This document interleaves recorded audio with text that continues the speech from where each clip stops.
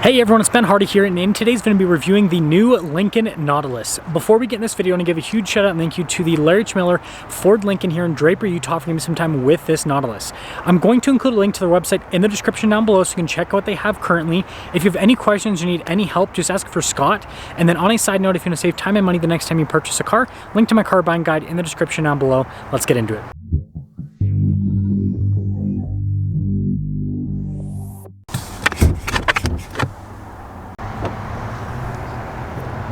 Under the hood, we have a turbocharged 2-liter 4-cylinder that goes through an 8-speed automatic transmission. Fuel economy is 21 around town and then 29 on the highway, with power outputs being 250 horsepower and then 275 pound-feet of torque. Now, before we move forward with this review, I do want to mention, if you want to see more videos just like this, then I recommend you subscribe because I post content every single day. So starting with the hood, very simplistic with the design, but I think it works really well. You guys can see these softer lines.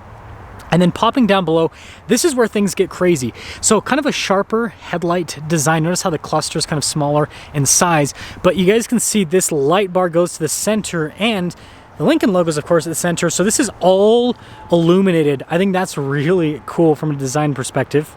And so when you put it all together, this car has a very kind of like futuristic appearance with the front end. Now around the side here, our tire wheel setup is 255, 45, 22 in the front and over in the rear. And look at this wheel design. This is out of this world. I mean, especially like those little pieces right there, just super interesting. Got these nice painted fender flares. You can see the Nautilus logo here on the side. And I like that trim piece down below. I think that's nice looking. But yeah, everything's been blacked out. And yeah, these are the door handles. It's very interesting. But here is your full side view, and you can see those wheels really pop. And then taking a look at the key fob, we have our lock and unlock function. We got the remote start function, the opening for the hatch, and then the Lincoln logo on the back. And then popping into the rear, this is extremely spacious. This almost looks like it's as big as the Aviator in a way. I mean, it's really big. But anyways, you've got this for the seats to lower them down. You got a little charging port here as well, and then spare tire underneath. And then this trim's nice. Here, like that says Nautilus, that's pretty cool. Anyways, when you're all done, just press that and that will lower the hatch right back down.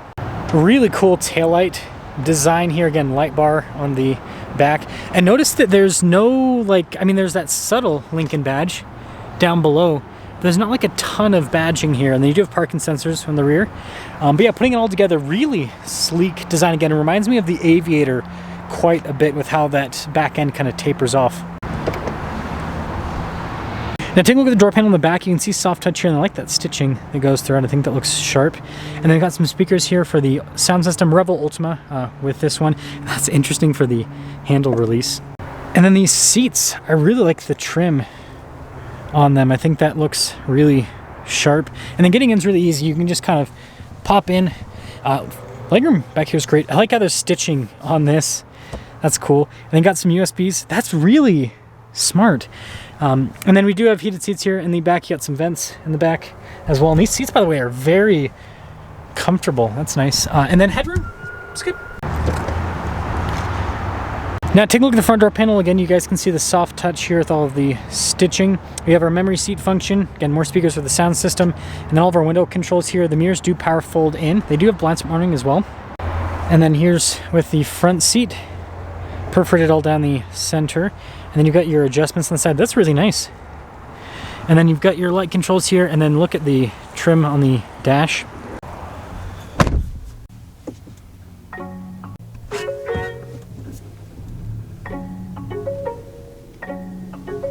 Now taking a look at the steering wheel, it's got kind of more of like a square design. It's very interesting. Nice stitching there on the airbag cover. And then you've got this control thing here on the side that is there in the center is where it'll pop up. And then you got the regular stocks there on the back.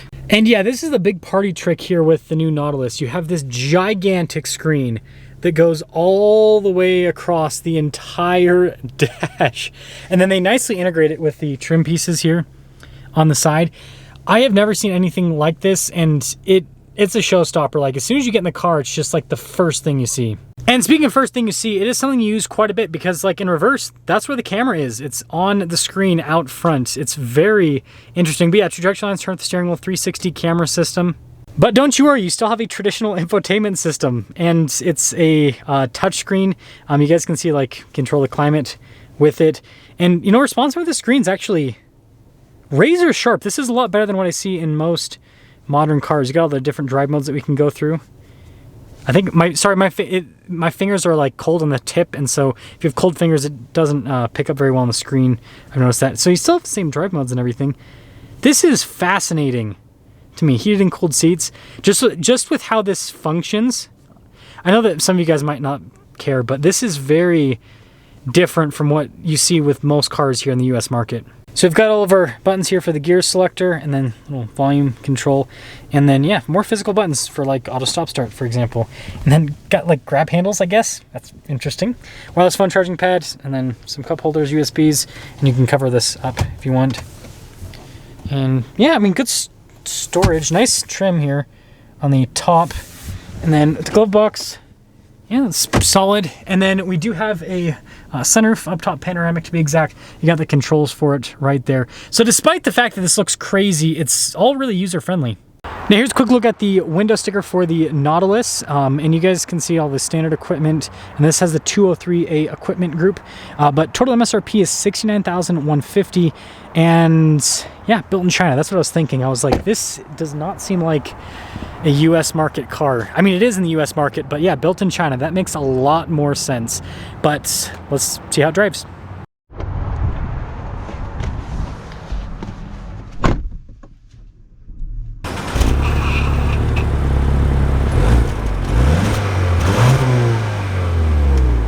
Well, let's talk about visibility before we set off. Here's visibility over the hood. Both mirrors do a blind spot warning throughout the rest of the rear. And yeah, let's set off. Actually, setting off in the Nautilus, the first thing that I want to talk about is the build quality. I am extremely impressed with the build quality. So this isn't the first Chinese built vehicle that I've reviewed on the channel, because I reviewed some of the newer Buicks, and I know that some of those are built in Chinese factories, but I think this is most expensive. And yeah, really nice build quality, and I'm sure that is exactly what the Chinese government that's listening to me through the super secret listening devices implemented in this vehicle want to hear. And I'm sorry, I had to make the joke, but also, could I be wrong? Who knows? Who knows? There could be. Anyways, seriously, it's just crazy how well built this is. And the steering on this car is very weird. I don't know if it's just because of the steering wheel shape, but it's just with how the system performs. It's interesting to say the least. But it's really easy to drive. It's very easy to drive. Good torque out of the engine too. Suspension's nice. Again, this road's got, you know, some unevenness to it and all of that, but it seems like it performs well.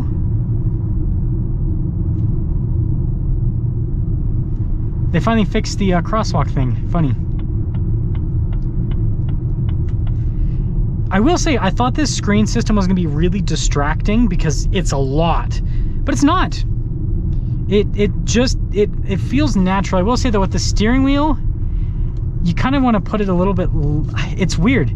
It's like, do I put it lower or higher? Let's see how high it goes. No, because then I can't see the speed. I will say that is an awkward thing, is the spoke on the steering wheel kind of blocks at the bottom of the screen, and it's yeah, strange to say the least. This drives really well though. And again, the build quality, like no rattles, no nothing. And I understand people are like $70,000, that's what you expect, but like, again, there's so many modern cars that even at a higher price point than this, do not drive this well, do not have build quality that is as good as this. So I just needed to get turned around, but we are going to continue along. I'm in the Excite mode, so I mean, again, power figures on this aren't insane, so I don't think it's going to be super quick, but we'll still see. Oh, better than I thought. Given the fact that it's a pretty big car, I mean, that was better than I thought it would be. Are they sandbagging on the power figures? Perhaps. Actually, I want to go to normal. Yeah, there we go. Again, really user-friendly. Really user-friendly. This is so weird. I feel like I'm in the future, guys. I'm so used to... there's just nothing else. Like, I mean, Cadillac with the new Escalade, right, that they released a few years ago, I mean, that has a pretty big screen, but this is on a whole nother level. This is on a whole nother level. So to cap things off, I really like this. I'm interested to see like what this does to the US market, because this, I mean, at least from my perspective, I think this is going to make a lot of people like maybe want these Chinese built cars, because again, like I said, the build quality, braking is really good, by the way. The build quality is really solid on this car. Like, it just feels so well built. And I mean, the pricing for the segment this is competing in, everything, it seems reasonable. It doesn't seem like they're charging like an insane price premium because of everything this has. So yeah, let me know what you guys think about the new Nautilus, and let me know if, just let me know what you guys think about this.